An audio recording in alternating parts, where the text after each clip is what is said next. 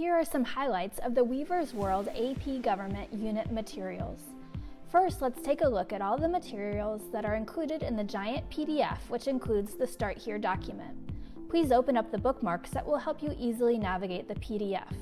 Don't miss the scope and sequence that is laid out for either a 1 or 2 semester course and corresponds with a set of PowerPoint slides and learning objectives from the AP course and exam description.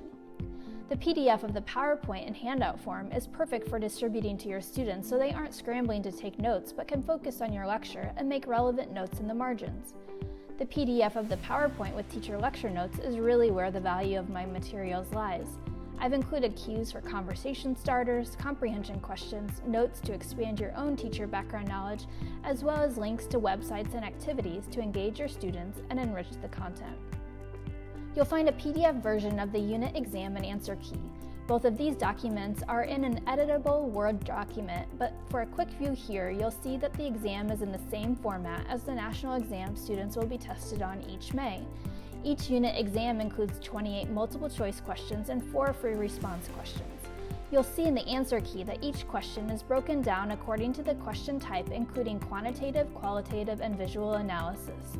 The majority of the questions are concept application questions, as well as a few comparison and knowledge-based questions.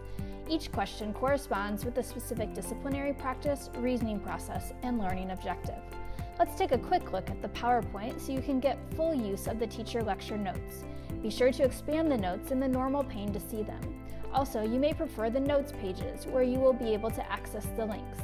Unfortunately, the links are not active in the normal view. Finally, use Presenter View to see upcoming slides as well as another view of the lecture notes. I hope this preview helps you to see the highlights of the Weaver's World materials.